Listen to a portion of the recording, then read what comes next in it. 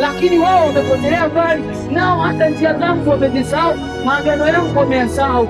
Basi mwanadamu, geuka, maana Mungu wa mbinguni anasema ya kwamba je, utakuwa unasema umeenda mbali sana, kwamba umekosea Mungu sana kiasi kwamba usiweze kumrudia tena? Je, mkono wa Mungu ni mzito sana kiasi kwamba asiweze kukuokoa?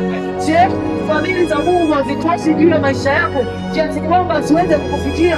Je, neema ya Mungu haiwezi kukukomboa na wewe pia? Ikiwa Bwana aliweza kumkomboa yule ambaye alikuwa akiishi maisha yote ya dhambi duniani, akaja akaokolewa kwa kukiri msalabani, alipomwona mwana wa Mungu akamwambia, unikumbuke katika ufalme wako. Naye Bwana akamwambia, hakika jioni ya leo utakuwa pamoja na mimi katika ufalme wako, utakuwa pamoja na mimi peponi, utakuwa pamoja na mimi paradiso.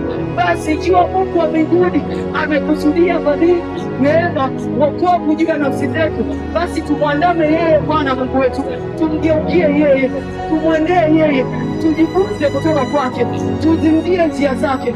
Maana Bwana anasema katika neno lake, ndio katika Biblia takatifu, Mungu wa mbinguni anasema ya kwamba watu hawa wananikiri kwa vinywa vyao, lakini mioyo yao iko mbali na mimi, Basi mwanadamu, ichunguze njia zako, tafakari mienendo yako. Je, na wewe ni mmoja kati ya hao watu ambao Mungu wa mbinguni anasema wanamkiri kwa vinywa vyao, lakini mioyo yao iko mbali na yeye? Wanasema wanakwenda kanisani, lakini hawayatendi ya Bwana. Wanasema wanakwenda ibadani, lakini hawazifuati njia za Bwana. Wanasema ni Wakristo, lakini mioyo yao iko mbali na mimi, hawanitii kwa mioyo yao. Usiwe moja kati ya hilo kundi, mwanadamu. Rudi kwa Bwana, nirejee mbele, mgeukie yeye. Bwana ana rehema, Mungu wa mbinguni anafariji. Yeye Yesu atakusamehe, hakika atakusamehe, tena atakusakata dhambi zako.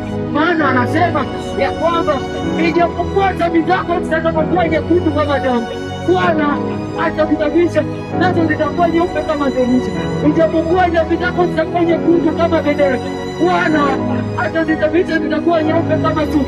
Basi mrejee wewe mwana wa Mungu, mgeukie Bwana Mungu wako. Elewa basi mwanadamu, kama unavyoamini ya kwamba haukujileta mwenyewe duniani, basi kumbuka ya kwamba ni mapenzi ya Mungu wewe uje duniani. Basi kumbuka sheria na neno lake, basi kumbuka maagano na mafundisho yake. Maana Mungu anasema, watu wangu wamevunja maagano yangu, wamepotea mbali na njia zangu, wamezikataa njia zangu, wameacha maagizo yangu, wamepuuza neno langu.